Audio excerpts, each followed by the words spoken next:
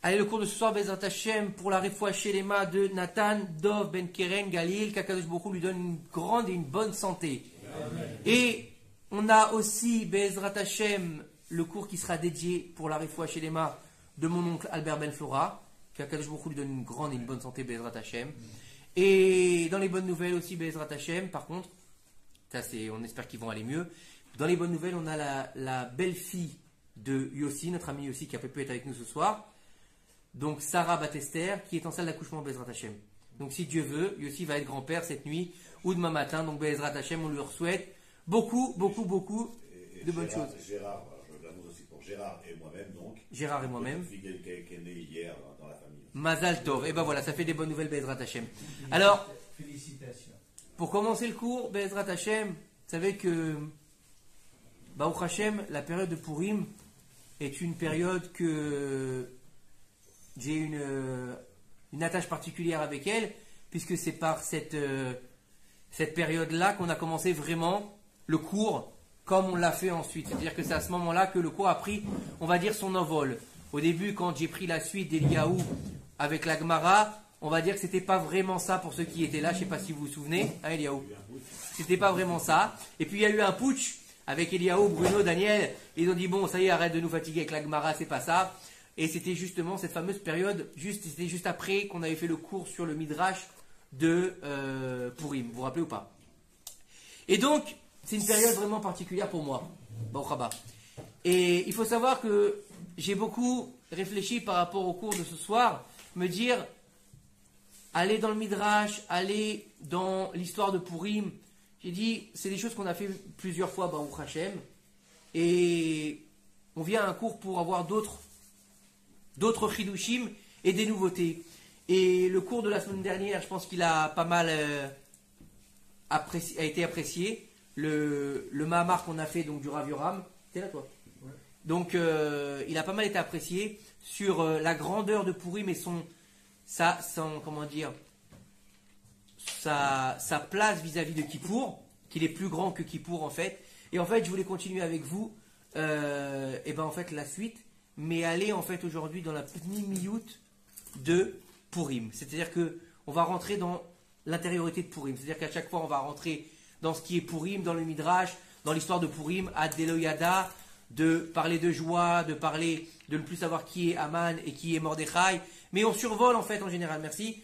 Et c'est vrai que dans l'essence même des choses, on se perd un petit peu en sachant pas ce que c'est vraiment Purim. Donc je vais me faire aider par le Rav Yoram Abergel Zichrono Livracha ce soir, pour qu'on va rentrer dans le Mahamar de la Pnimiyut de Purim. Mais avant de commencer Purim, je voudrais qu'on parle un petit peu de la situation dans laquelle on est. Il faut savoir que la situation dans laquelle on est assez compliquée.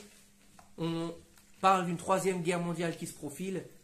Et c'est pas évident pour personne, mais je voudrais dire Baruch Hashem, on peut rendre hommage à tous nos frères juifs qui font des miracles en ce moment. Et vous savez qu'il y a eu cette fameuse controverse entre les non-juifs et les rabbanim en disant comment ça se fait que vous les juifs, vous vous appelez Adam? Vous connaissez ou pas cette histoire? Il y a eu une controverse en disant comment ça se fait que les juifs se font appeler Adam et les gens se font appeler Enoch en fait. Et il expliquait là-bas, le Rav, quand il avait expliqué dans cette controverse, vous savez, c'était les controverses qu'il y avait avec les curés à l'époque, et il lui disait parce que quand un juif il va mal au bout du monde, on le sait, on le sent, et on va venir tout de suite en aide, parce que nous en fait, pourquoi on est Adam? Parce que Adam, il n'y a pas de pluriel de Adam. Je ne dis pas des Adamim, ça ne se dit pas. Adam c'est un singulier, et le peuple juif en fait il est singulier. C'est-à-dire que on le voit dans les preuves souvent malheureusement, on voit que la voix du peuple, la voix, je n'ai pas dit les voix, la voix du peuple, elle s'élève dans une même prière dans les moments d'adversité. Combien de fois on l'a vu pendant qu'il y avait des missiles qui nous tombaient dessus? Combien de fois on l'a vu quand il y avait des catastrophes? Et combien on peut le voir avec les Chassidim Chabad aujourd'hui qui font un travail extraordinaire avec l'Ukraine, avec nos frères d'Ukraine. Parce que, bien qu'on ne les connaisse pas, moi je connais personne en Ukraine personnellement, je veux dire, c'est clair. Mais mis à part le côté tragique de l'histoire, et que c'est difficile aussi bien pour les juifs que pour les non-juifs. Mais on a un attache particulier parce que notre neshama, pourquoi ça? Parce que notre neshama, chacun de nous juifs, qu'on soit ukrainien, qu'on soit marocain, qu'on soit tunisien, qu'on soit polonais, quelle que soit notre nationalité, qu'on soit séfarade ou ashkénaze, elle est reliée à la même source. Comme il a dit le Rav Ben Chetrit dimanche, le juif, il a une particularité, c'est qu'il a une neshama elokit qui est chelek eloka mima'al mamash. Ça veut dire quoi? Ça veut dire que cette neshama-là, elle est un petit bout du puzzle qui nous relie au grand puzzle qui s'appelle Akadosh Baruch Hu. Donc si chacun de nous est un morceau de ce puzzle, comment je ne peux pas comment dire, avoir un affect par rapport à l'autre morceau? Parce que sans l'autre morceau, je ne suis pas complet. C'est exactement ça, la shlemut en fait, du Ham Israël. Pour être shalem, il faut être ensemble.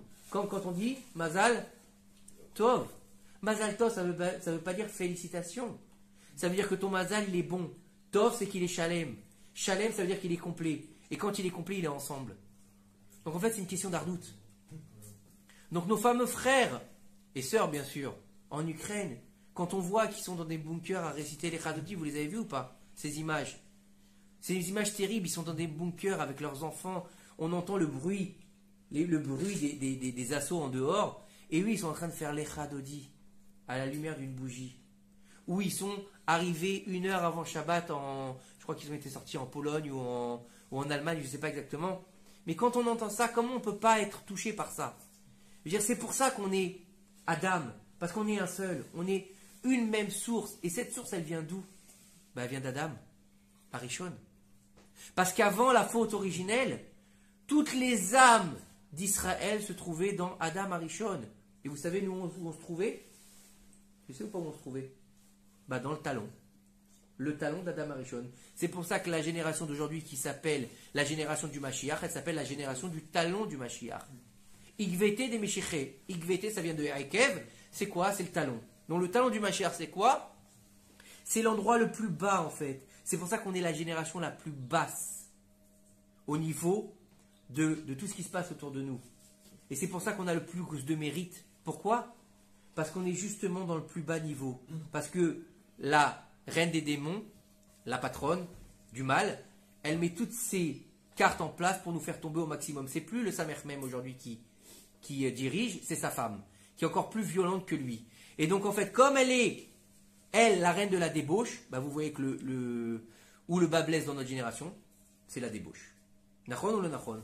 Donc elle met toutes ses forces pour ça. Donc nous, quand on est à un cours de Torah un mardi soir, au lieu d'être devant un film ou au lieu d'être dans une ambiance à Tel Aviv, on a tout gagné. Vous comprenez ce que je veux dire? Alors même si on est au talon, et c'est en général le inyan de l'arc. Vous connaissez l'arc ou pas?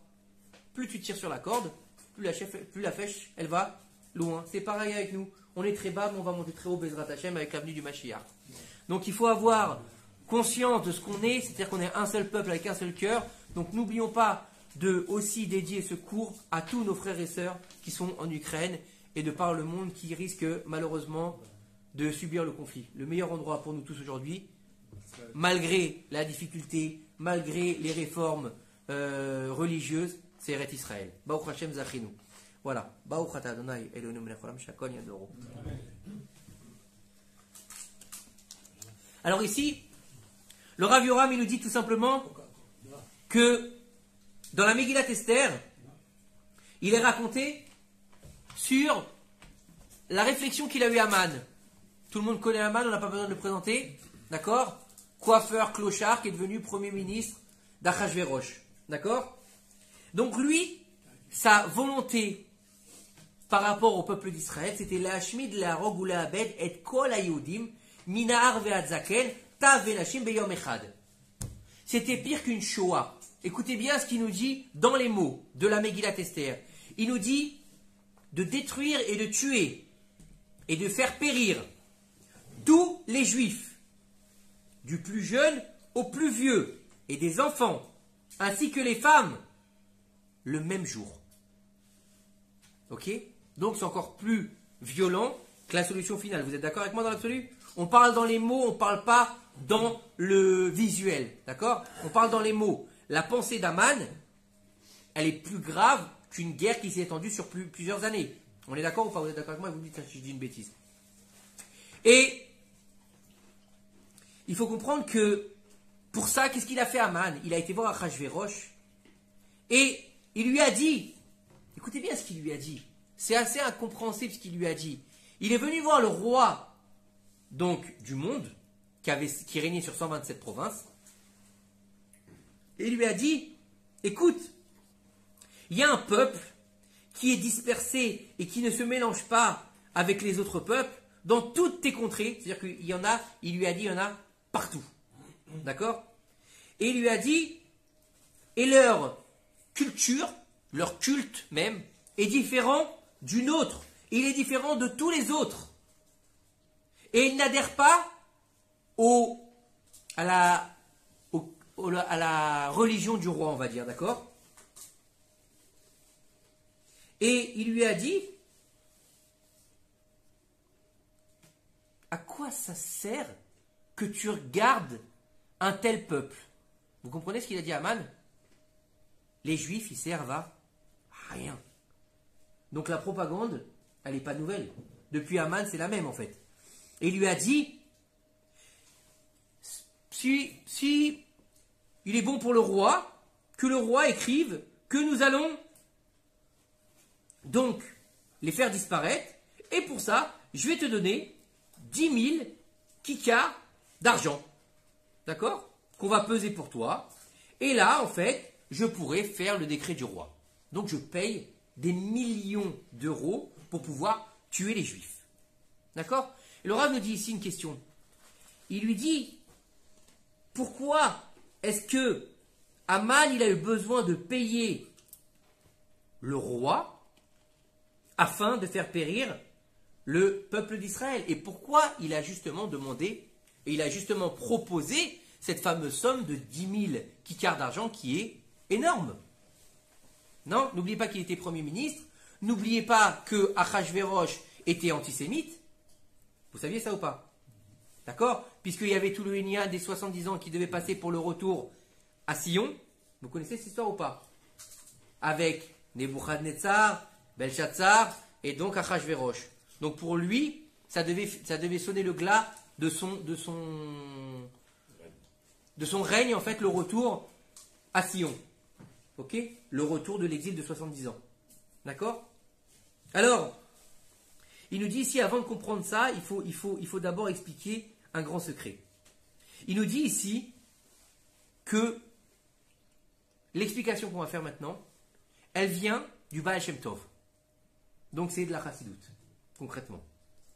Il nous dit, dans l'intériorité des cœurs de chacun du peuple d'Israël, tel qu'il soit, je découvre pratiquement en même temps que vous, hein, d'accord? J'ai survolé juste pour essayer de voir de quoi ça parlait et j'ai trouvé que c'était vraiment intéressant. Il nous dit ici qu'il y a une étincelle sainte et pure d'Hachem Itbarach. D'accord? Et qui est remplie, cette étincelle, d'amour. Il nous dit là ici que, et bien que l'homme il soit rempli de fautes et qu'il soit un pécheur invétéré, il y a en fait la possibilité à ces fautes de n'attaquer que l'extérieur de sa neshama. Vous comprenez ou pas? Donc la klipa, vous savez, vous vous rappelez qu'on a déjà expliqué l'histoire de la klipa? Attends, de qui tu parles là? De l'âme du juif. Ah, du juif en De l'âme du juif. Il a dit, quel que soit le juif, on parle ni du tzaddik, on parle ni du religieux, ni de celui qui a la kippa sruga. Il dit là que quel que soit le juif, il dit ad kedekar, même celui qui est un pécheur. Et il te dit ici que même si l'homme il a fait beaucoup de fautes, la klipa, donc l'écorce qui vient se mettre autour de lui, donc l'écorce qui l'empêche en fait de faire tchouva, vous vous rappelez la klipa, tout le monde, on en a déjà parlé plusieurs fois. Et bien il te dit ici, elle n'aura la possibilité de se coller en fait et de rendre impur que l'extériorité de sa neshama. Donc elle ne peut pas accéder à l'intérieur de sa neshama. il y aura toujours un point intérieur dans son cœur qui sera pur et qui sera impossible d'accéder à la clipa. Et cette Nekuda-là, ce point-là, il reste toujours complet et il est toujours rempli de sainteté et de pureté. Vous comprenez ou pas l'histoire? Ça veut dire que quel que soit le juif, aussi bien son niveau, loin soit-il, par rapport à Kadosh Baruch Hu, même s'il est pécheur, mais on ne parle pas, attention, de quelqu'un qui fait fauter les autres, ça n'a rien à voir. D'accord? On ne parle pas d'un Jésus ou d'un Shabbat Zvi. Ça, c'est encore un autre niveau. D'accord? On va parler de quelqu'un qui s'en fout. Ok? Dans l'absolu, qui lui, il fait pas Shabbat, il fait pas les fêtes, il mange pas kasher. Mais Gadol, d'accord? Mais il fait ça pour lui. D'accord? Quand on lui dit tu viens à la synagogue, il veut pas venir à la synagogue, il veut pas faire. Bon, pour Kippour, il se lève à 5 heures, il vient parfumer, comme il veut, c'est pas son problème. Mais quand il dit, s'il va pas dire à son copain, allez, viens pendant Shabbat, on va aller à la boîte de nuit. Non, non, c'est pas quelqu'un qui fait fauter les autres. Même des fois, ils se rendent même pas compte de ça aussi. Oui, bien sûr. Son copain, on le laisse là pour maintenant le faire fauter. Tu vois ce que je veux dire? C'est ce que je te dis. On parle pas d'un mechatet arabim. On parle tout simplement d'un type qui faute. Clair? Et il te dit, celui-là, cette Nekuda-là, elle sera toujours pure et sainte. Et il te dit, sur cette Nekuda, il est marqué, donc sur cette Nekuda, ils disent qu'il est écrit dans Yeshaya, Ve'amecha kulam tzadikim. Et ton peuple, ce sont tous des tzadikim. Bien que, en fonction de leur action qu'ils vont faire les Bnei Israël, d'accord, ceux qui fautent, ces personnes-là qu'on a dit, bien qu'au niveau extérieur de leur chitzoniout, c'est des gens qui fautent. Et on ne peut pas les appeler des tzadikim. Comment tu peux appeler quelqu'un qui ne fait pas Shabbat, tu le vois prendre sa bagnole et sa clope en sortant de la synagogue, tu vas l'appeler tzadik? Tu ne peux pas l'appeler tzadik, on est d'accord? Tu ne peux pas lui dire, s'il va se garer devant la synagogue, tu vas dire, bon, essaie au moins de te garer sur le côté. Mais ça ne viendra pas à l'idée de l'appeler tzadik. Et il te dit, alors comment est-ce que on peut l'appeler tzadik? Et bien en fait, il te dit ici, parce qu'il a toujours cette nekuda qui est pure, donc ce niveau de sainteté qu'il a en lui, et qui n'a jamais fauté, lui procure le niveau d'avoir la capacité d'être appelé tzadik. Vous comprenez ou pas? Vous comprenez l'espoir que ça nous donne en fait? Non? Vous êtes d'accord avec moi ou vous n'êtes pas là? Ou c'est trop abstrait pour vous ce que je dis? Ça va? Tout va bien? D'accord. Et il nous dit ici encore plus que ça. Il nous dit que il est dit Ashochen itam betor tum otam. Je résiderai avec eux au sein de la touma, de l'impureté. Ça veut dire que bien que l'homme il va fauter, et bien Kadosh Baruch Hu, il reste dans ce point-là, il reste dans cette Nekuda-là. Il ne va jamais la quitter en fait, cette Nekuda. Ça veut dire que bien que l'homme il faute, Akadosh Baruch Hu, il est toujours en lui. Vous avez compris ou pas? Akadosh Baruch Hu ne quitte jamais les enfants d'Israël. Malgré leur faute, aussi grave qu'elle puisse être. À l'intérieur même de son cœur, chaque juif, il croit en Hachem d'une foi complète. Et il est même prêt à faire le don de sa personne pour cela. On l'a vécu ou on ne l'a pas vécu? Oui ou non? Des gens qui étaient hyper éloignés de la Torah, qui savaient quasiment pas qu'ils étaient juifs. Quand ils se retrouvés dans les camps de la mort, ils ont fait Messirut Nefesh pour la Brit Mila, pour les tfilines, pour manger kasher, alors qu'ils n'étaient pas obligés. Vous ne l'avez pas entendu cette belle histoire de Shabbat là qu'il y a eu ce vendredi sur Torah Box? Le type il a fait Messirut Nefesh pour des tfilines. Il a mis les tfilines et grâce à la mitzvah des tfilines dans les camps de la mort, il a réussi à sortir des camps de la mort. Un truc de fou, une histoire magnifique. Et il te dit ici que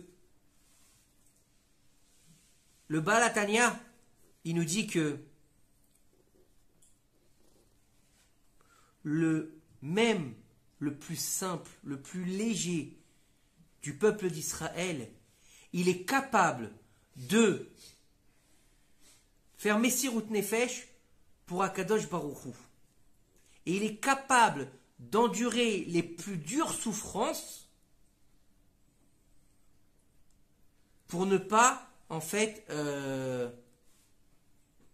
l'arfort. L'arfort, Ouais. creuser. Creuser Hachem, ça veut rien dire. L'arfort Hachem Echad. Non, l'arfort, c'est les coffres. Ouais, ne pas L'arfort, c'est. Approfondir. approfondir, en fait, le... Non, Non. Ne pas manquer de respect. Manquer de respect à Hachem, en fait. Ouais, c'est plus ça. C'est plus Coffre. faire tomber l'unité d'Hachem. Voilà, c'est plutôt ça. Faire tomber l'unité d'Hachem. Et il te dit, chaque juif, et il aime Akadosh Baruch Hu de tout son cœur. Et il aime être lié à lui et à sa Torah. Mais, malheureusement, c'est vrai que ça paraît bizarre ce que je dis. Parce que, malheureusement, dans la génération où on vit, on peut se poser la question, est-ce que tous les juifs, ils aiment Akadosh Baruch Hu? Parce qu'on voit autour de nous des juifs qui vont pas vouloir faire Shabbat, ils vont pas vouloir manger kasher, tu leur parles d'un cours de Torah, ils disent, oh, laisse-moi tranquille, il y a match ce soir, ou laisse-moi tranquille, hein? Ne leur dis pas ça, le juif, par exemple. Non, jamais tu leur dis ça le juif, parce que là, ils te défoncent. Donc leur identité, c'est leur amour. Non, mais là, il a encore.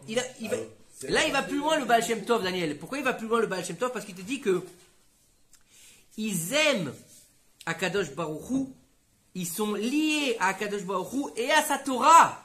C'est-à-dire que pas seulement à Akadosh Baruch Hu, pas seulement au Créateur qui va savoir qu'il y a une entité qui s'appelle Hachem, qui est le Créateur du monde, parce que aujourd'hui, même les scientifiques, ils croient en Dieu.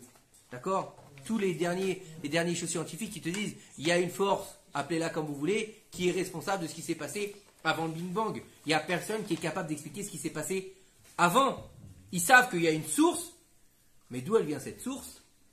On ne sait pas. Et il te dit, c'est vrai qu'il aime Akadosh Baruch Hu et sa Torah, mais il a un grand Yetzerara qui va le rendre méboulbal. Et il va le faire fauter. C'est-à-dire que ce son Yetzerara aux Juifs, c'est lui qui va l'inciter à la faute.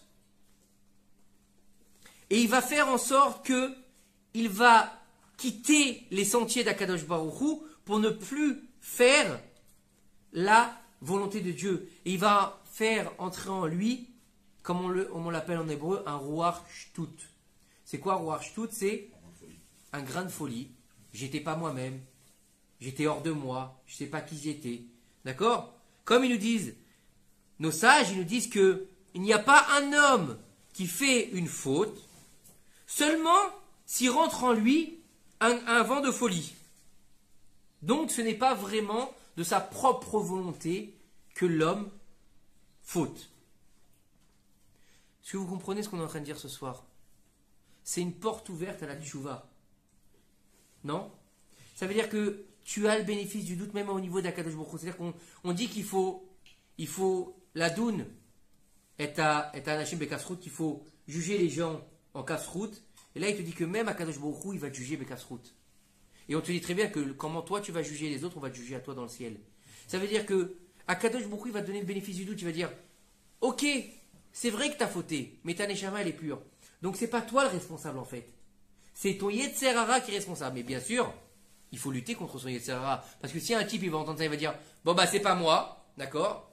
Ok, il va se lever demain matin, il va aller dans un resto pas caché, il va dire, c'est pas moi, c'est le Yetzerara qui est venu manger des fruits de mer. Non, faut pas abuser. On n'est pas là pour se donner des excuses. On est là pour comprendre en fait le niveau de Kafsrout surtout. Et c'est pour cela qu'il est nécessaire et obligatoire d'aimer chacun des membres du peuple d'Israël. Comme il est écrit, tu aimeras ton prochain comme toi-même. Parce que en chacun de nous, il y a cette étincelle divine et pure qui est liée à Kadosh Baruch Hu. Dans une comment on peut appeler ça? Quand on est lié à quelqu'un, c'est comment on dit ça en français? Dans une union, merci. Dans une union éternelle. Comprenez bien les mots qu'on emploie ce soir. Hein. Je traduis. Hein. Je ne suis pas en train de faire de rajouter de la salade sur la tchèque-chouka.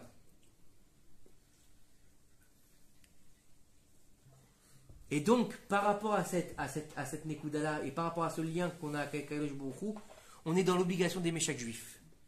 Et on doit savoir, il n'y a aucune faute qui a la possibilité de détruire ce point pur qui se trouve dans le cœur de chacun des juifs.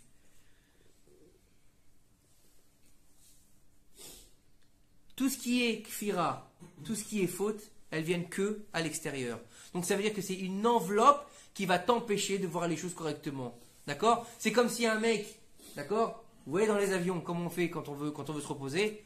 On met le truc sur les yeux, là, comment ça s'appelle là? Vous voyez comment ça s'appelle? Le cache, les œillères, moi j'appelle comme les chevaux là. Et ben, en fait, tu vas voir ça sur les yeux, donc c'est sûr que même si tu as les yeux ouverts, tu vas pas voir ce qui se passe. C'est comme ça, comme si tu avais une clipa sur tes yeux. Donc tu vas pas comprendre où elle est la faute. Tu vas pas comprendre pourquoi en fait tu fautes. Parce qu'en fait, tu es aveuglé par cette fameuse clipa. Ton Yetzirara, bien sûr. Et puis, grâce à Dieu, il a du bagage quand même. Hein. C'est le plus vieux commercial du monde, hein, puisqu'il a été créé à la création du monde, lui. Donc il connaît toutes les ficelles pour nous faire tomber. Et vous savez que souvent, on a l'impression qu'on dit le Yetzirara. Le Yetzirara, c'est celui qui nous fait tomber. Donc le Yetzirara, il va nous proposer quoi? Il va nous proposer des meufs, il va nous proposer des boîtes de nuit, il va nous proposer des rave parties, il va nous proposer de l'alcool, de la drogue. Non, non, non, non, non. Le Yetzirara, il peut même te proposer de la Torah. Il peut même te proposer de devenir Rosh Yeshiva. Il peut même te proposer de faire des séminaires et des hartzaot. D'accord? Mais de tomber là-dedans. Par Gava. Ou de tomber, par exemple, il y a des histoires que j'ai entendues. Des gens qui faisaient du kirouv, qui ont rapproché. Vous avez tous entendu des séminaires comme Oraïta, vous avez entendu parler de ça. D'accord? Eh bien, des gens qui ont fait des séminaires de ce genre-là, qui étaient les rabbins, qui rapprochaient les gens, eh bien, qui en fin de compte, les rabbins même tombaient avec des femmes du public. Ouais. Donc on n'est pas à l'abri. Donc le Yetzirara, il n'a pas une seule carte. Il n'a pas une seule flèche à son arc. Ah, celui-là, je vais le faire tomber par rapport aux femmes. Ah, celui-là, je vais le faire tomber par rapport à la saleté. Non. Il peut aussi faire tomber par rapport à la Torah. C'est ça c'est pour ça qu'il faut faire très attention. Parce que un qui va, par exemple, tomber dans la Torah, il ne tombe pas avec une femme. Mais il a fait tomber dans la Gahava. Je. Je connais la Torah, je connais les Mishnayot, j'ai appris le chasse par cœur. Mais, Baba, ta Gahava, elle fait que Akadosh Baruch Hu, il peut plus résider avec toi. Parce que Dieu est dit, lui et moi, on ne peut pas résider ensemble. Parce que quand il dit je, il n'y a plus d'Akadosh Baruch Hu. Il n'y a plus de place pour que je rentre en lui. Donc, vous voyez le niveau du Yetzirara? Il a plusieurs facettes. Alors, et nous voyons dans la Gemara qu'il y avait les élèves de Rabbi Shimon Bar Yochai. Ils sont venus le voir et ils lui ont dit: pourquoi est-ce que les Bnei Israël, ils ont été punis à cette période de Purim? Et Rabbi Shimon, il leur a dit: cette dure Xéra, elle a été décrétée, donc le décret de Purim, que le peuple devait mourir, il a été décrété parce qu'en fait, ils se sont prosternés devant l'idole de Nebuchadnezzar, pas parce qu'ils ont mangé au michté d'Achashverosh. On en a parlé la semaine dernière ou il y a 2 semaines. Vous vous rappelez ou pas? Rappelez ceux qui étaient là? Voilà. Donc, alors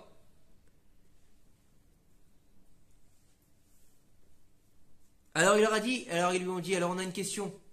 Alors s'ils ont été punis par rapport au fait qu'ils se sont prosternés devant l'idole de Nebuchadnezzar, pourquoi ils ont été sauvés? Vous vous rappelez ce qu'on a dit il y a 2 semaines?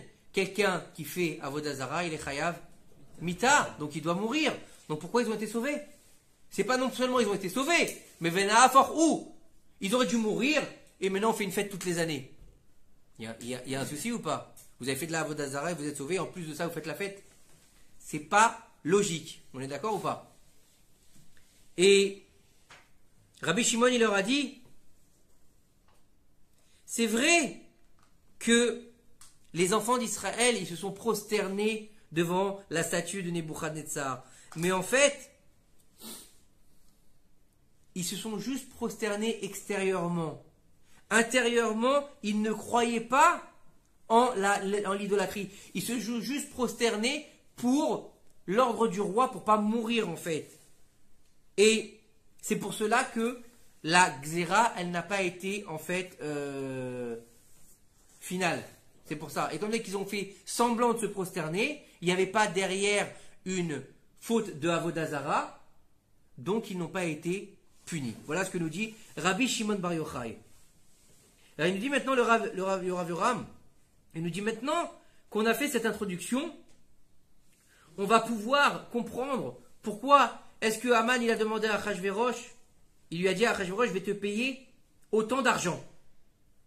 10 000 kikars d'or. Vous vous rappelez de ça? On a parlé de ça tout à l'heure. 10 000 kikars d'or. Ça va? Ça va jusque maintenant? Il n'y a pas de questions, ça vous plaît? C'est intéressant ou pas? Moi j'aime beaucoup. Non, ça te plaît? Non. Tu préfères qu'on fasse du Midrash? Hein? Non, tu préfères Esther, Hadassah?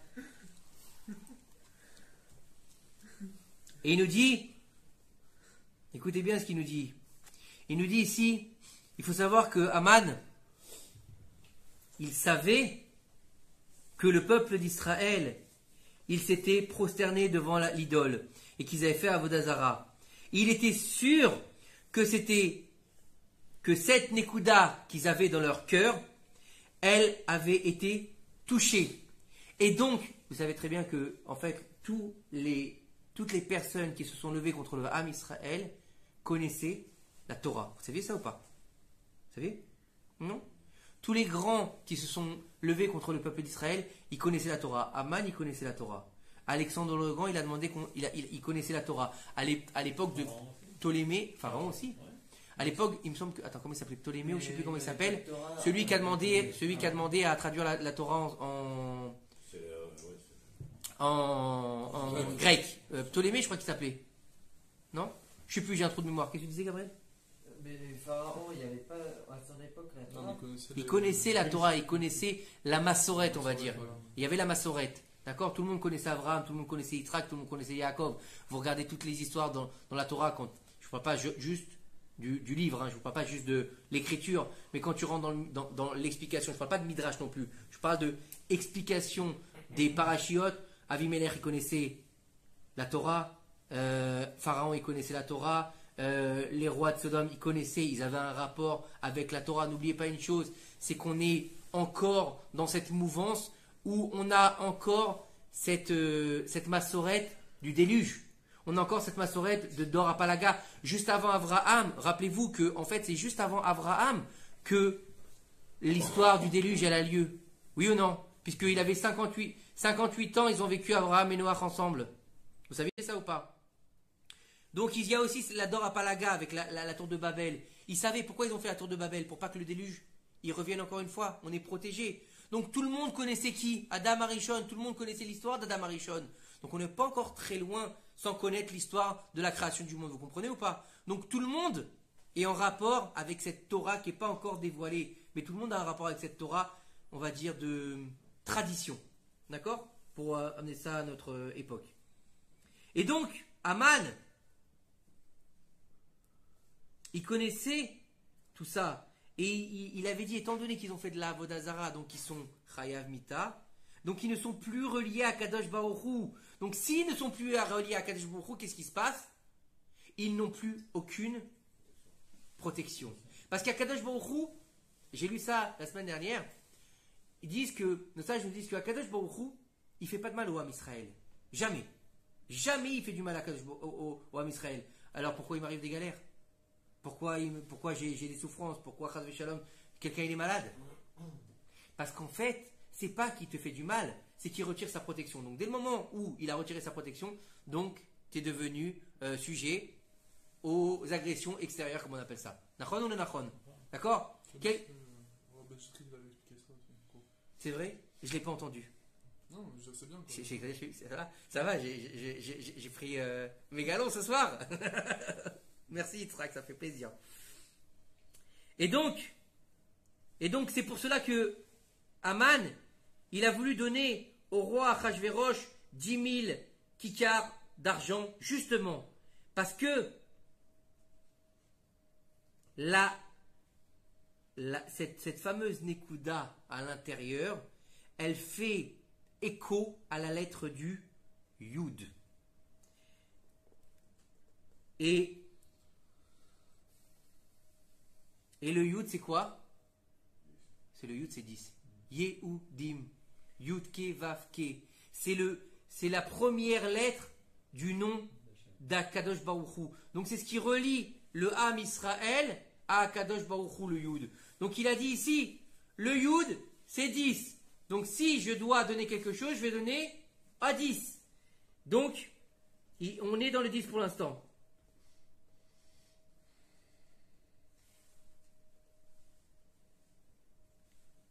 Ok. Et il lui a dit donc 10 000. Bon, parce que s'il lui donnait 10 shekels, il n'aurait peut-être pas apprécié Achashverosh, ça aurait été un peu se moquer du roi. D'accord?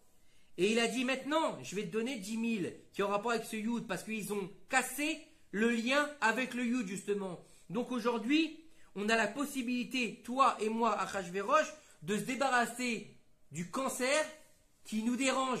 Ça vous rappelle rien? Ça vous rappelle rien ce qu'il lui a dit Aman? Bah, il lui a dit la propagande nazie, il lui a dit la propagande des antisémites d'aujourd'hui. C'est la même chose, ça n'a pas changé. Sauf que à l'époque, il s'appelle Aman, après ils vont s'appeler les nazis, aujourd'hui il s'appelle la gauche radicale. Non, je sais pas, c'est comme ça qu'on l'appelle. En Israël, on l'appelle Doberman. Bon, chacun son niveau après. D'accord? Et il nous dit ici Rabbi Yitzhak Isaac Mikomarna. Ça devait être un... Ouais, mais à mon avis, celui-là, il devait être de l'Europe de l'Est, à mon avis. Il n'était pas très chez nous. Il nous dit dans son livre qui s'appelle Keter Ophir, sur la Megillat Esther. Il nous dit que Haman, il a demandé à ce qu'on pèse 10 000 kikars d'argent pour détruire le peuple d'Israël. Il a dit que il voulait Ganze Ameler Bayehudim. Et là-bas, dans la Megillah, ceux qui ont une Megillah Kshera, ils pourront le voir, ou ceux qui ont les livres, le mot Yehudim, il est écrit avec 2 Yud. Vous pourrez vérifier là-bas. Et en fait, le seul qui est capable de décréter la mort sur ce peuple, qui c'est en fait? C'est Akadosh Baruch Hu. Donc en fait, en soudoyant Achashverosh, Haman, il a voulu soudoyer Akadosh Baruch Hu quelque part. Il a voulu s'adresser au Melech, pas au Melech Achashverosh, vous comprenez ou pas? Vous savez que dans la Megillah, il y a toujours ce double langage, Amelech et Amelech Achashverosh. Et nos sages nous disent que quand c'est Amelech tout court, c'est Akadosh Baruch Hu. Quand c'est Amelech Achashverosh, c'est Achashverosh. Comme on le voit à la fin de la Megillah, quand elle lui a dit, ici il est bon vouloir du roi qu'on pende demain encore l'édifice d'Aman. Ils sont déjà morts. Pourquoi tu veux encore les pendre? Tu veux pendre les morts? C'est dégueulasse, non? Ils sont déjà foutus, laisse-les tranquilles. Et nos sages nous expliquent que ça faisait écho au procès de Nuremberg quand ils ont pendu les 10 responsables nazis du procès de Nuremberg. D'accord? Et le Tzemar Tzedek qui nous dit que Yehudim, il a rajouté un Yud, c'est ce que je vous avais dit, d'accord? Pour nous rappeler, justement, pour nous sous-entendre cette fameuse Nekuda Pnimit qu'il y a dans le cœur de chaque juif. C'est le Yud, un Yehudim, ça s'écrit avec un seul Yud. Pourquoi il y a un Yud en plus? Eh bien, c'est cette Nekuda en fait. C'est pas simplement qu'ils sont juifs, mais ils sont juifs bien qu'ils ont... Vous savez combien de temps il a duré ce fameux festin ou pas? Ce festin d'Achashverosh. 6 mois ça a duré. Pendant 6 mois, c'est une bacchanale géante. Bon, pendant 6 mois, c'était pas avec les juifs. Mais 6 mois, il a duré le festin. Vous imaginez le truc de fou quand même? C'est énorme. Les dépenses, c'est incroyable. Ouais, bon, en même temps, il était riche. Il avait trouvé tous les trésors de Nebuchadnezzar dans le triangle des Bermudes. Vous saviez ou pas ça? C'est comme ça qu'il est devenu riche, Achashverosh, parce qu'à la base, Achashverosh, il était palefrenier de Belshazzar. Il ramassait les excréments des chevaux. C'est pas très luisant. C'est pas un roi de lignée royale, Achashverosh. Et c'est pour ça qu'il y a marqué que la capitale c'était Shushan, alors que la capitale de la Perse c'était pas Shushan. Mais parce qu'il avait fait construire son non, il avait fait construire son trône à Shushan, et en fait, son trône, c'était quoi? C'était la réplique du trône de Shlomo HaMelech.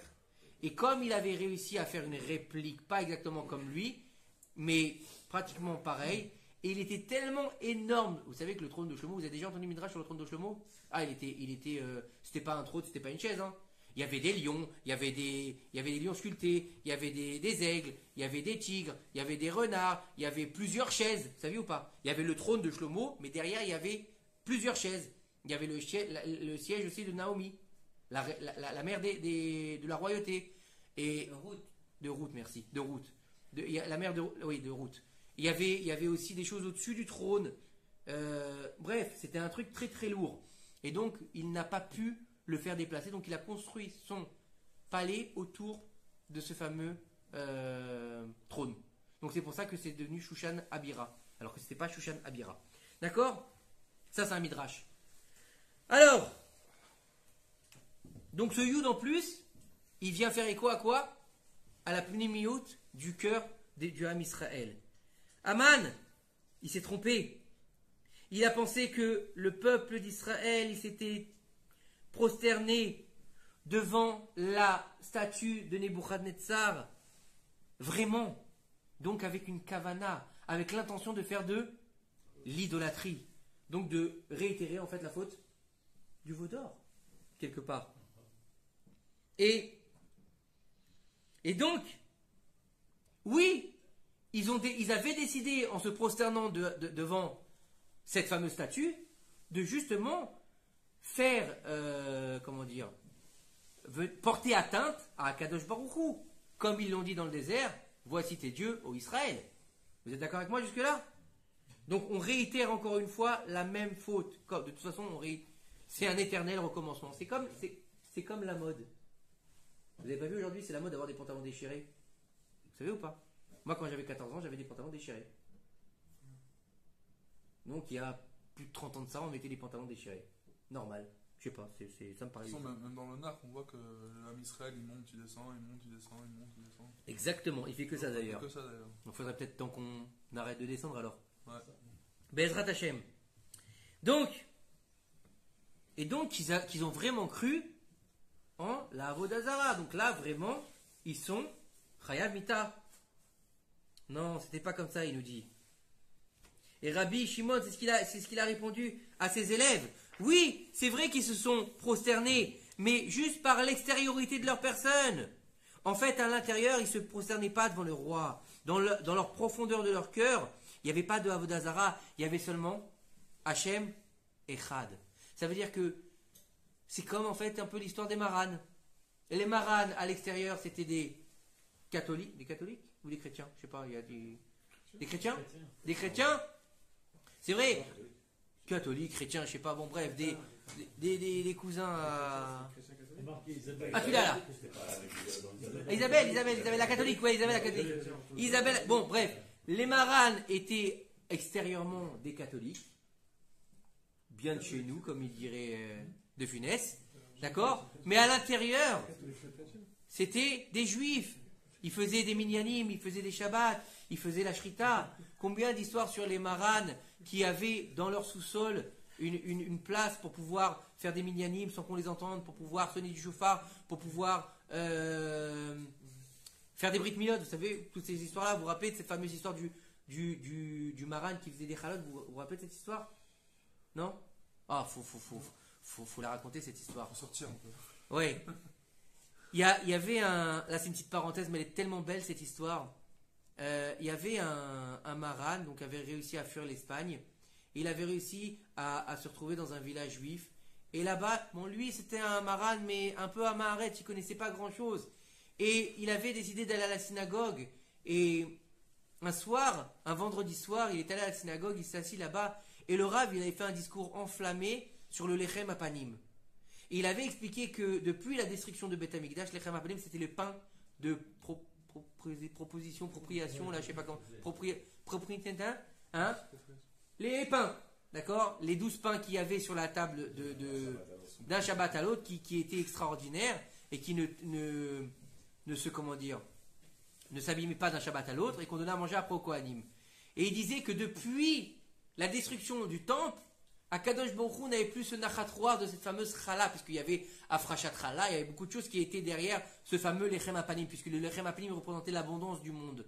Et il disait, c'est dommage qu'on puisse plus, le rabbin avait dit comme ça dans un air un peu attristé, c'est dommage qu'on n'ait pas la possibilité de faire des belles chalotes avec ces fameuses farines tamisées 7 fois, etc., en faisant des bonnes cavanotes.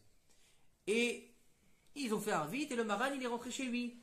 Et puis quand il est rentré chez lui, avec Hitla Avoud, pendant le repas de Shabbat, il a raconté ça à sa femme, l'histoire des pains, et l'histoire que Dieu il n'avait plus la possibilité de recevoir ses pains, et qu'il était triste à cause de ça. Alors sa femme, elle était aussi tmima comme lui, et elle lui a dit, tu sais quoi, à partir de Shabbat prochain, on va faire 2 chalot à Kadosh Baruch Hu, on va tamiser 7 fois la farine, on va faire des cavanotes quand on va le faire avec notre savoir, notre petit savoir. On va essayer d'avoir une réflexion au niveau de Kadosh Baruch Hu. Et tous les Shabbats, tu vas prendre ces 2 chalotes, tu vas les amener avant Shabbat à la synagogue, tu vas les poser dans le Echal. Et Be'ezrat Hashem, Kadosh Baruch Hu, il va kiffer et il va accéder à nos prières. Et là, ils sont dans une euphorie totale, le mari et la femme. Et le mari lui dit banco. Shabbat d'après, elle pétrit ses chalotes, lui, à côté, il est en train de lire les Tehillim, elle tamise la farine 7 fois, 8 fois, frachat chala, la totale. D'accord? C'est une tzadékette qui fait les chalotes. Et puis, une fois qu'elles sont bien cuites, elles sortent à peine du four, elles sentent bon, il les prend avec dvekout, le type, il les prend, il a l'impression de prendre deux trésors. Il court à la synagogue le plus vite possible. C'était pas comme aujourd'hui, synagogue fermée avec 3-4 verrous et tout. Non, à l'époque, il n'y avait pas le cadenas sur le Echal. Il rentre dans la synagogue, il fait pas de bruit. Il va au Echal, il ouvre le Echal, il pose les chalotes, il ferme le Echal, il fait une prière et il se sauve. Il dit, je reviendrai avant Shabbat pour voir si Dieu il a mangé les chalotes. Tmimout. Un quart d'heure après, le shamash il arrive, vous connaissez pas cette histoire? Elle est extraordinaire. Il arrive le shamash, il sent une odeur dans la synagogue. Je dis, qu'est-ce que c'est que cette odeur de fou? Il va, il cherche, il va vers le Echal, il ouvre le Echal, il voit 2 belles chalotes. Il prend les chalotes, il fait Netilat Yadayim et vas-y, tac, tac, tac.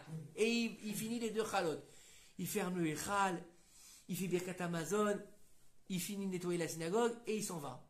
Le Maran, il arrive juste avant Mincha, il ouvre le Echal sans que personne le voie. Et là, il voit, oh, il n'y a plus les chalotes. Il est content, il fait une prière de folie, il rentre chez lui, après Arvit, il danse avec sa femme, les chalotes, Dieu les a mangés. Et tous les vendredis, sa femme a fait les chalotes. Elle fait les chalotes. Et tous les vendredis, le shamash, il se gave.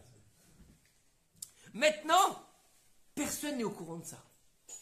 Le Maran, sa femme et le shamash qui se gave. Il ne sait pas qui les emmène, mais lui, il est content tous les vendredis. Et puis un jour, le Rav, il était dans la synagogue et il prépare sa dracha du Shabbat. Il est assis au fond de la synagogue, puis tout d'un coup, il entend la porte s'ouvrir et il voit le Maran qui regarde à droite, à gauche, qui rentre, qui va jusqu'au Echal et lui, il dit rien. Il reste caché derrière et il l'observe faire sa procession avec son pain, avec sa prière et il le voit repartir et au moment où il repart, il s'arrête devant lui et lui dit « Qu'est-ce que tu fais là ?» Alors, confus, le Maran lui dit Bagvod Harav, voilà, le discours vous avez fait, machin.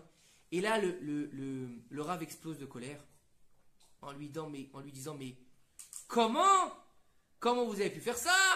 Qu'est-ce que c'est que ça? Est-ce que vous croyez vraiment que Akadosh Baruch Hu il mange? Il n'a pas de corps, il n'a pas de bouche. C'est de l'hérésie que vous faites. Hachem Ishmor. Et le Maran, il a juste envie, c'est de mourir. Et il lui dit, vous croyez vraiment que Dieu y mange? À mon avis, c'est le shamash qui mangeait vos chalotes, et je vais vous le prouver. Et donc, ils attendent un petit peu, et 10 minutes après, le shamash, il arrive, et donc, il se cache dans le coin, le Rav et le Maran, ils disent rien. Puis, le shamash arrive, à pas de loup, il se dirige directement vers le Echal, il ouvre, et là, il voit pas les chalotes. Et là, le Rav lui dit non, on est là. Dites-moi juste une question, c'est bien vous qui mangez les chalotes toutes les semaines? Et là, le shamash, sans complexe, dit bah oui. Elles étaient tellement bonnes et tellement belles que oui, c'était pour moi, ça appartient à personne, c'est un cadeau du ciel, donc oui, c'est moi. Alors le shamash, en entendant ça, pas le shamash, le maran, il est complètement confus. Et à ce moment-là, la porte de la synagogue s'ouvre et c'est un élève du Hari Akadosh qui arrive et il lui dit, le Hari Akadosh, il a dit que demain, à l'heure où tu devais faire ta dracha dans la synagogue, tu mourras. Au Rav. Au Rav.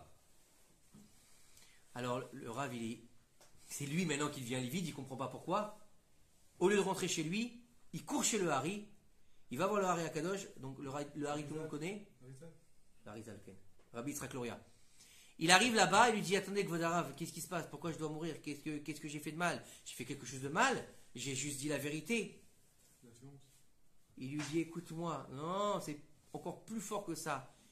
Il lui dit, du ciel, on m'a envoyé un message, que depuis la destruction du temple et l'arrêt d'Elechem Apanim, Akadosh Baruch Hu n'a pas ressenti une telle satisfaction que des chalotes de ce maran qui étaient faites avec une telle Avat Hashem. Et étant donné que tu as mis fin à cette satisfaction d'Akadosh Baruch Hu, Akadosh Baruch Hu a décidé de mettre fin à tes jours. Demain, au moment où tu devras faire ton discours, tu rendras ton âme au Créateur. Donc va chez toi, prépare tes affaires et va dire au revoir à ta famille. Il est rentré chez lui, il a dit au revoir à sa famille et le lendemain matin, Shabbat, au moment où il devait faire son discours, il a rendu son âme au Créateur. Donc ça, c'était pour la petite parenthèse, pour la petite histoire sur les Maran et la Tmimout des Maran. Alors on reprend où on en était. Alors, il nous dit, Aman, il n'a pas réussi à atteindre le Yud de l'intérieur. Il n'a pas réussi en fait à tuer le 10. Mais vous savez que Mida, Keneged, Mida Lobatla, Aman Aracha, il a voulu toucher la Nekuda Pnimiut de Am Israël, le 10 qui relie les Juifs au Yud. Et à cause de ça, il fallait quand même que le décret du 10, il se matérialise. Et le décret du 10, il s'est matérialisé sur ses 10 enfants. Aman, il a perdu ses 10 enfants le même jour. Ils ont été pendus le même jour. Vous comprenez ou pas? Alors que lui voulait mettre sur cet arbre qui Mordechai. Donc il faut comprendre. Resh Lakish, il nous dit. Une seconde. Oui. Est-ce que ces enfants, ils ont été pendus avant lui ou après lui? Après lui. Après lui. D'abord Aman il a été pendu, après ils ont pendu ses 10 enfants en même temps. Écoutez bien ce qu'il nous dit. Il nous dit Resh Lakish. Resh Lakish, c'est bon, vous connaissez, c'est pas un mec qui fait des quiches. Hein. Non, pas du tout.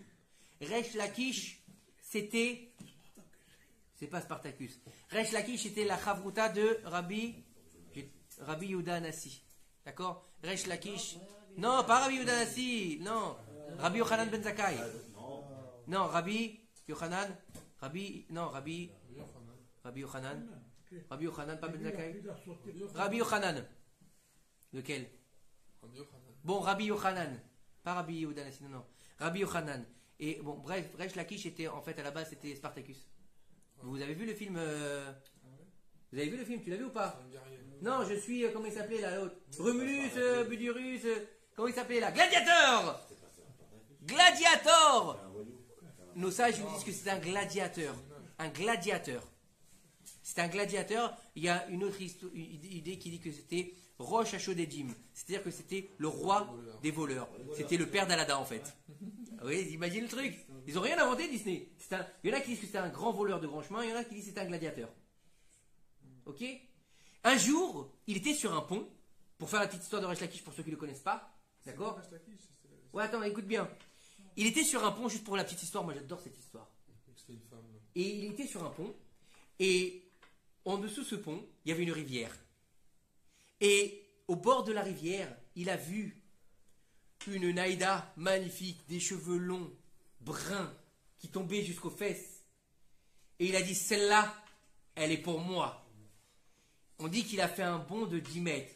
Il fallait bien que... dis-moi, ça fait longtemps que t'es pas venu. C'était une bombe. Qu'est-ce qu'il a dit? Je sais pas ce qu'il a dit. Alors écoutez bien, il a sauté, il a fait un bond de 10 mètres, elle nous dit la Gemara. D'accord? Du pont jusqu'à la nana, entre guillemets, d'accord? Et puis, il arrive derrière la nana et dit, ma beauté. Et là, Rabbi Yochanan se retourne, une belle barbe comme ça, un beau garçon, et là il lui dit, Irs. Il a promis sa sœur. Il lui dit, qui tu es? Il lui dit, je croyais que t'étais une fille. Il lui a dit, d'où t'as sauté? Il lui dit, du pont. Il lui dit, tu te moques de moi? Il lui dit, non. Il lui dit, j'ai sauté du pont pour venir être avec toi, en pensant que t'étais une femme. Il lui a dit, écoutez bien ce qu'il lui a dit Rabbi Yochanan, il lui a dit, la force de ton saut, tu devrais la mettre dans la Torah. Si tu fais tchouva maintenant avec la force que tu as, tu vas devenir un gadol. Un gadol, il lui a dit. Et il lui dit, et pour le saut que tu as fait, pour que tu viennes dans la Torah, je suis prêt à te donner, parce que je vois le potentiel que tu as, je suis prêt à te donner ma soeur qui est encore plus belle que moi, pour que tu te maries avec elle. Et il s'est marié avec la sœur de Rabbi Yochanan, Resh Lakish, et il est devenu un des plus grands dans la Torah. C'est devenu Resh Lakish. Et par contre, vous connaissez la petite anecdote ou pas? C'était un grec alors, non? Mais non, c'est pas un grec. Mais non, pas Spartacus. Ah, mais qui est belle. Oh là là, ouais. Spartacus quand même, hein, c'est un gladiateur. Mais non, c'est une façon de parler, c'est un gladiateur. Et ben vous savez, pour la petite histoire, pour la fin de l'histoire quand même, c'est que donc on était à côté d'un fleuve et il devait revenir à sa monture, Resh Lakish. D'accord? Et ben au moment où il a voulu sauter de la rivière jusqu'au pont, il n'a pas pu. Il a eu Khalishut Adat. Ça veut dire quoi? C'est-à-dire qu'au moment où il a accepté le Hol Malchut, c'était fini. Il n'avait plus cette cochotte. C'est énorme ou pas? Donc ça c'était encore la petite parenthèse de Resh Lakish, Mais une seconde. de Spartacus. C'est bien les parenthèses, non? Ça fait avancer le suivi de vie. C'était la même époque, lui, il était devenu Un gladiateur. un gadol. Non, c'est pas... Ouais, bon, c'est à peu près la même histoire. Qui? Oui, c'est Resh Lakish qui est devenu un gadol. Non, oui, mais à l'époque, c'était qui, lui? C'était un voleur. Ah, d'accord, ok. D'accord. Oui. Et comment la sœur de Rabbi Yochanan elle a permis, il ne savait même pas si elle va permettre. Ben, elle a accepté. Je sais pas, c'est pas marqué pourquoi elle a accepté. Elle a dit banco. Yalla, il est joli, il était beau, Resh Lakish, il faut croire. Peut-être qu'il était classe aussi, je sais pas. Je sais pas, je l'ai pas connu, je l'ai pas vu. D'accord? Et il nous dit Resh Lakish, il nous dit, écoutez bien ce qu'il nous dit. Il est clair et il est comment dire, il a la connaissance. Celui qui a dit Vaya Olam et le monde sera, d'accord, que dans le futur, Aman, il viendra peser des shkalim sur le Ham Israël, les 10 000 kikars d'argent contre le Ham Israël. Et donc, étant donné qu'Akadosh Baruch Hu, il connaît le futur, et ben toujours, il va anticiper la Makkah. Et donc, il va anticiper les 10 000 kikars d'argent d'Aman par les shkalim que les Bnei Israël vont donner dans le désert. Paracha, Kitissa. Paracha, Shekalim. D'accord? Et il te dit ici, Akadosh Baruch Hu savait que dans le futur, ce fameux Aman, il allait faire ça. Qu'est-ce qu'il a fait? Il a dit aux Bnei Israël, pour contrer ce décret d'Aman et ces 10 000 kikars d'argent, vous allez vous me donner vos shekalim.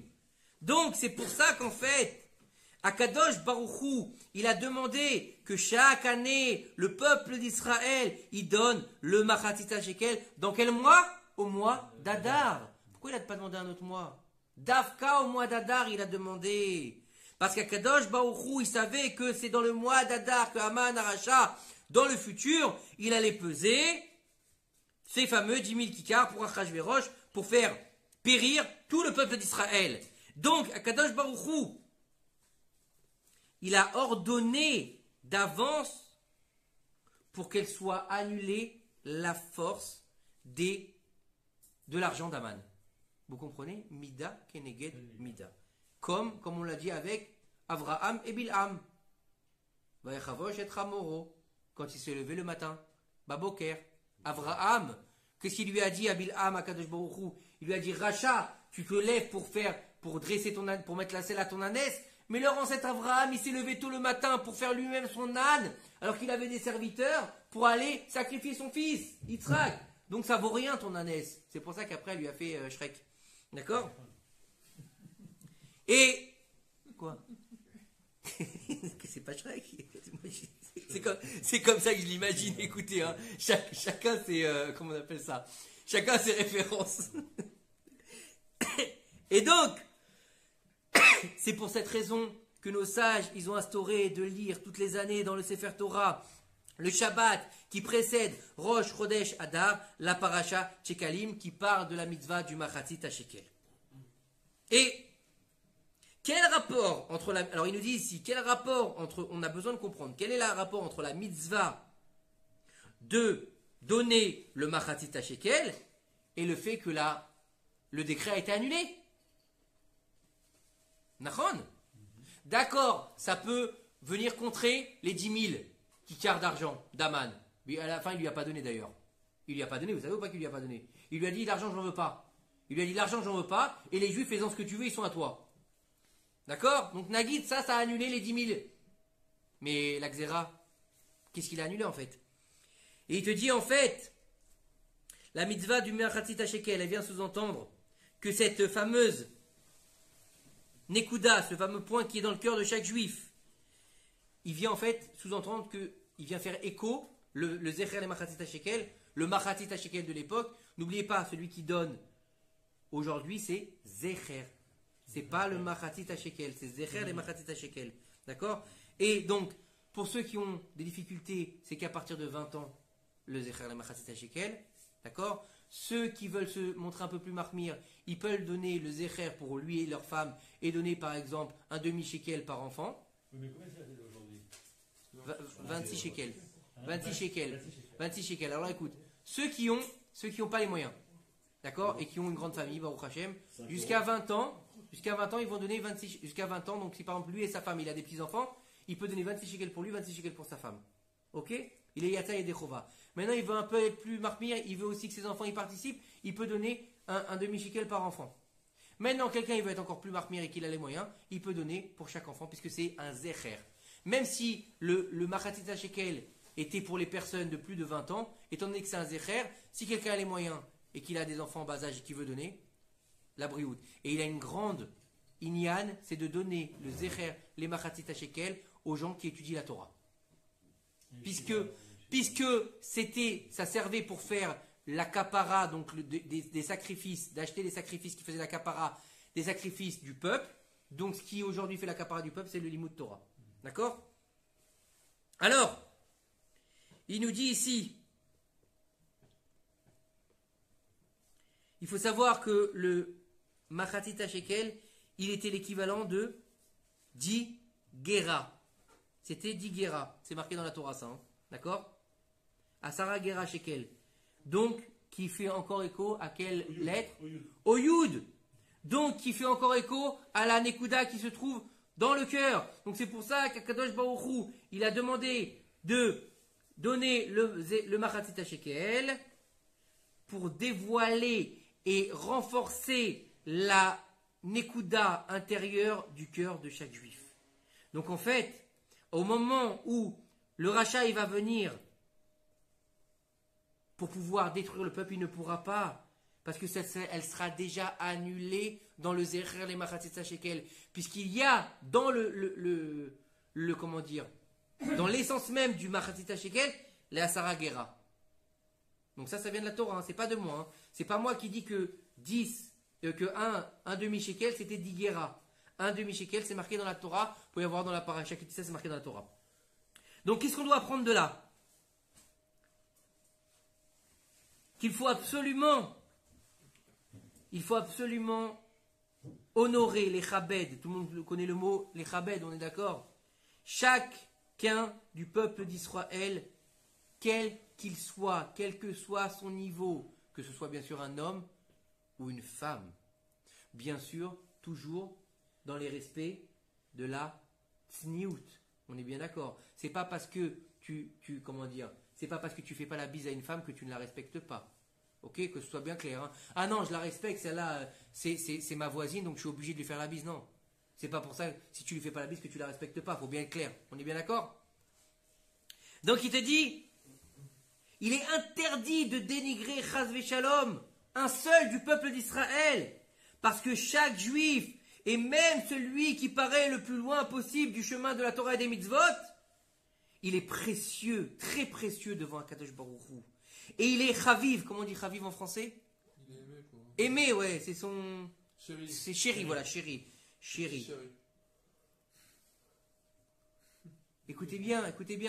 Il est chéri d'Akadosh Baruch Hu, comme si c'était son fils unique qui est né à des parents dans leur vieillesse. Vous avez compris ou pas? Des parents qui ont conduit toute leur vie et qu'ils ont eu un fils dans leur vieillesse, comment ils le chérissent? Qui c'est qui a eu ça? Abraham et Sarah. Quand il lui a enlevé son fils, qu'est-ce qui s'est passé? Elle est morte. Elle est morte. Qui encore? Le Baal Shem Tov. On a commencé avec le Baal Shem Tov. Il faut bien finir avec le Baal Shem Tov. Son père, il avait déjà 100 ans. Il a été orphelin, il avait 7 ans. 7 ans, il me semble. Non, 7 ans. Non, 7 ans. 5 ans ou 7 ans, je ne me souviens plus. 5 ans ou 7 ans, il était orphelin. Écoutez bien. Une fois, il y a le Maguid de Mézérich. Il a appelé son élève, un de ses plus grands élèves, un Gadol. Je ne sais pas si vous avez entendu parler, en tout cas c'est... Si vous avez l'occasion d'aller étudier sur ce Rav, allez-y. Rabbi Elimelech Melizench. Vous avez entendu parler de lui? C'est Rabbi Elimelech Melizench, c'était un Rav qui faisait par exemple, comment on appelle ça? Galout. Il n'avait pas de maison fixe. Il vivait en Galout, comme à Kadosh Baruch Hu, il vivait en Galout. Chaque jour, il était à un endroit différent. Il vivait comme un clochard. Un juif errant. Un juif errant. Enfin, c'était pire qu'un SDF. Il avait une capacité énorme et il était heureux. Il était tout le temps heureux. Alors qu'il n'avait rien, c'était un pauvre. Rabbi Eliezer Melizon, allez-y. Hein. Il lui a dit...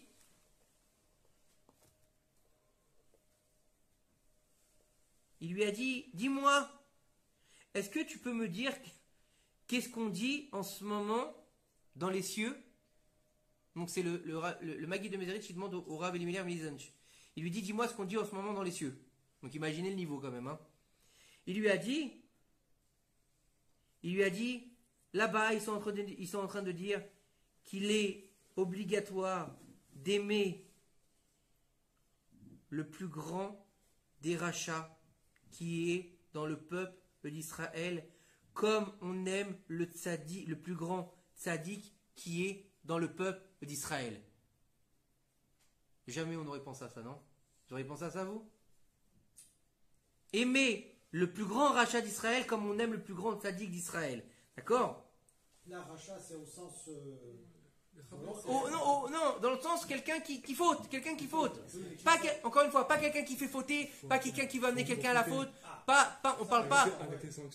On parle pas d'un faux prophète. On parle pas d'un type comme Shabbatai Zvi qui a là c'est des gens qui ont fait du Zilzul Batora, c'est des gens qui ont fait n'importe quoi. On parle pas de ça, tu vois. C'est des gens qui ont amené les autres à fauter, à se détacher d'Akadosh Baruch Hu là, d'accord. C'est des gens qui ont embrassé d'autres religions, ou qui ont créé d'autres religions. On parle d'un mec, un rachat, d'accord. Le mec il fait rien, il s'en fout, et il est content. C'est un grand rachat, mais il fait ça pour lui. On te dit de l'aimer autant que le plus grand des tzaddik qu'il y a dans le peuple d'Israël. Parce qu'Akadosh Baruch Hu, il aime le rachat le plus grand, comme il aime le tzaddik le plus grand du Ham Israël. Donc, il est de notre devoir, il nous dit le Rav Yoram Zichron Livracha, il est de notre devoir de suivre le chemin d'Aaron le Kohen, qui disait Ohev et Aberiot ou Mekorvan la Torah. Il faut aimer chacune des créatures. Quand on parle de créatures, c'est notre prochain, bien sûr. D'accord? Aimer chacun de nos prochains et le rapprocher de la Torah. Et donc,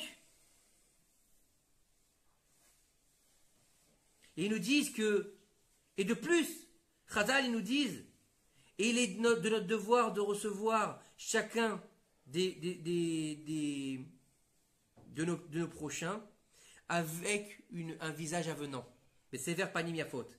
Et de montrer à chaque juif, quel qu'il soit, quand on le rencontre, lui donner de l'importance, lui montrer qu'on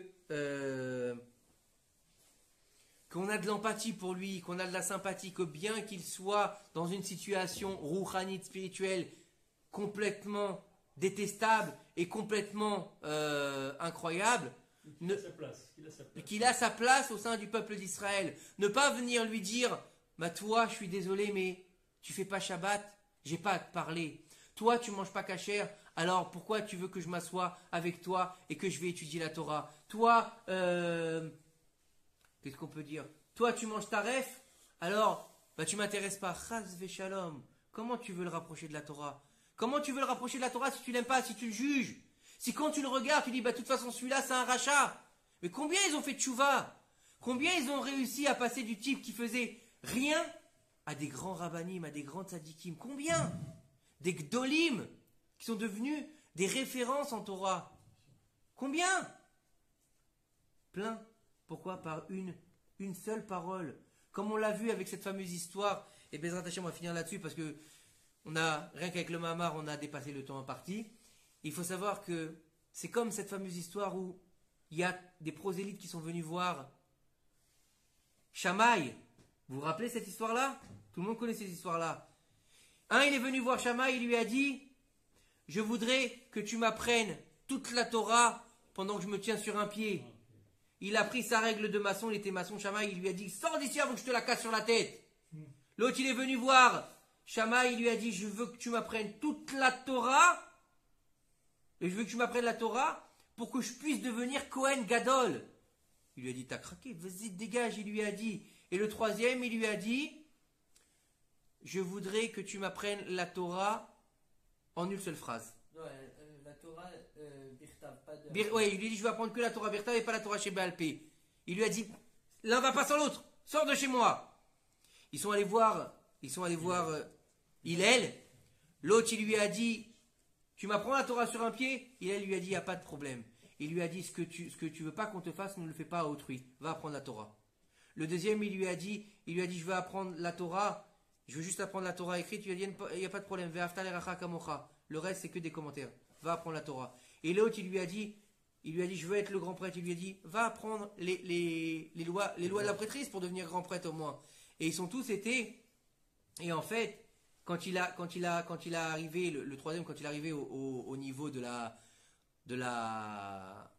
de la prêtrise, il a vu que même le roi d'Israël ne pouvait pas devenir un grand prêtre. Alors il était voir Hillel, il lui a dit, attends, je comprends pas, mais tu m'as dit va apprendre, pourquoi tu m'as dit? Il lui a dit, si le roi d'Israël lui-même ne peut pas devenir le grand prêtre, comment toi tu veux devenir le grand prêtre?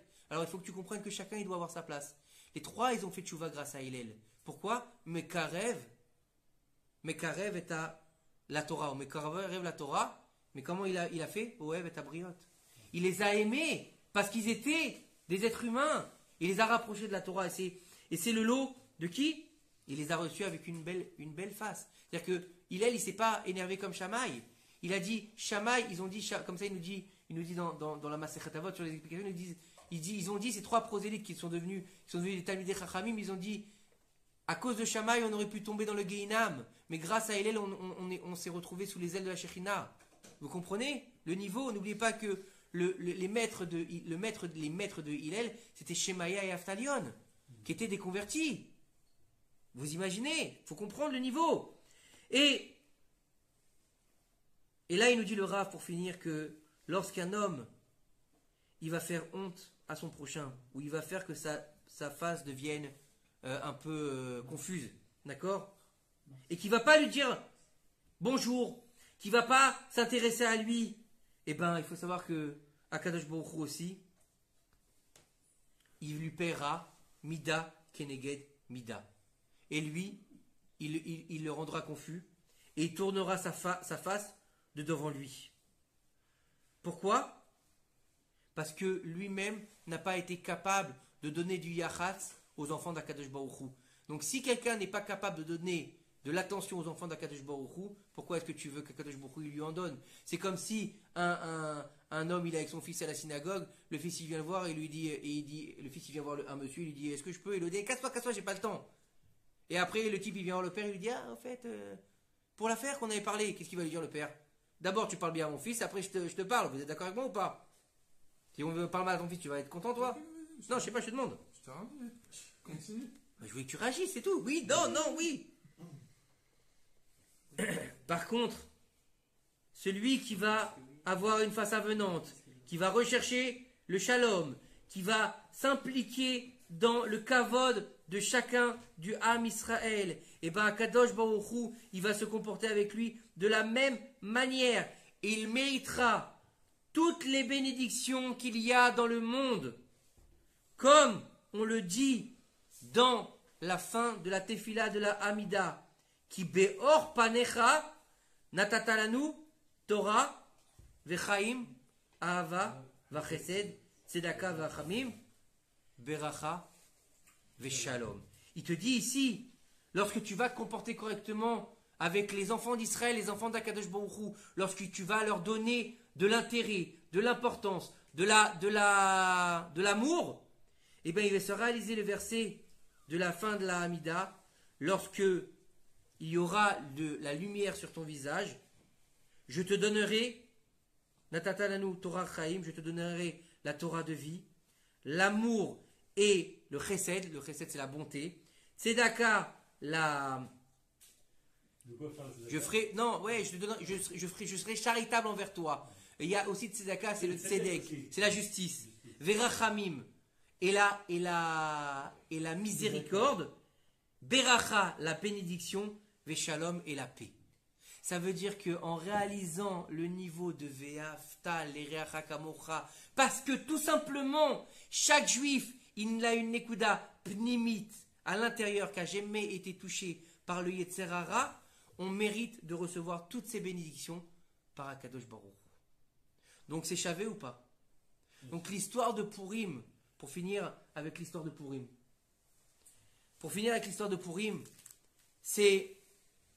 C'est pas simplement une fête de déguisement. C'est pas simplement une fête où on boit à Deloyada avec modération. C'est pas une fête où on va manger de la viande et du pain et on va écouter de la musique et on va faire des rikoudim. Non, c'est pas ça, Purim. Purim, c'est de réussir à ce moment-là où on est dans la joie, dans cette matérialité à profusion. Vous savez que j'ai lu une chose sur Purim qui disait que pour Purim, on doit se vider les poches. C'est-à-dire que tout ce qu'on a, pour le Mishte, Mishloach Manot, Matanot Levim, tout ce qu'on a, on y va. Qui est une bracha extraordinaire, parce que l'abondance de toute l'année, elle dépend de Purim. Pourquoi elle dépend de Purim? Parce que dans la Gemara, il y a marqué, celui qui veut que ses richesses, elles prolifèrent tout au long de l'année, qui plante un Heder. Heder, c'est un peu plié. Mais Heder, c'est quoi la racine? C'est Hadar. Donc celui qui veut que ses richesses, elles soient prolifiques, et ben qui plante en Hadar. Donc qui donne en Hadar. C'est pour ça que toutes les mitzvot de Purim sont pas du tout Ben Adam la Makom. Elles sont que Ben Adam la Chavero. Tu donnes un Mishloach Manot, tu donnes un Matlanot la Evenim, tu fais un Mishté, tu peux pas le faire tout seul. Nachon? Un Mishté, il faut le faire avec des invités. Sinon, ça s'appelle un plateau repas. Ça s'appelle pas Mishté. On est d'accord? Donc, le Mishté et la Megillah, il y a une mitzvah de faire la Megillah Berov Am. La Megillah, c'est quoi? C'est qu'on doit tous la faire ensemble. Donc, c'est toute la profondeur de Purim. Sortir le point de la Neshama de chaque juif envers et contre tout ce qui se passe autour de nous, toutes les difficultés qu'on a, les problèmes qu'on a, la souffrance qu'on a, peut-être les problèmes qu'on a avec les autres, les mettre à plat ce jour-là. On ne dit pas que des fois c'est pas évident d'avoir des atomes crochus avec quelqu'un d'autre. Ok, pséder. On n'est pas d'accord avec lui, on a des difficultés, on n'a pas d'atomes crochus. Ça on peut pas aimer, on peut pas avoir de la sympathie avec tout le monde, c'est pas possible. Mais au moins, respect. Respect. Sévère panim yafot. Pourquoi? Parce qu'il fait partie du peuple d'Israël, tout simplement. Et pourquoi? Pour pouvoir enfin réaliser toute l'essence de Purim. C'est quoi l'essence de Purim? C'est les galotes et Akadosh Baruchu, Megillat Esther. Et toute la Megillat Esther, comment il commence chaque Hamoud? Vous savez ou pas? Chaque colonne de la Megillat Esther, comment elle commence? Amelech. Sauf Vaïhi Bima Achashverosh, et où il y a les noms des fils d'Aman, c'est Hamelech. Et Hamelech, c'est qui? C'est Akadosh Baruchu. Donc, Megillat Esther, Megillat, ça vient du mot les galotes. Donc, dévoiler.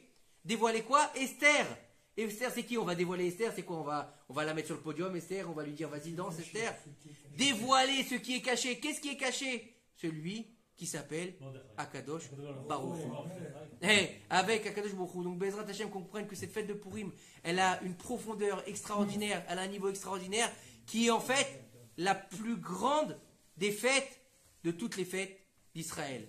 Que Akadosh Baruch nous donne le fait de faire une bonne fête de Purim, Bezrat Hashem, et qui nous permette aussi de réussir enfin à dévoiler le Mashiach Bimra Bimenu. Amen.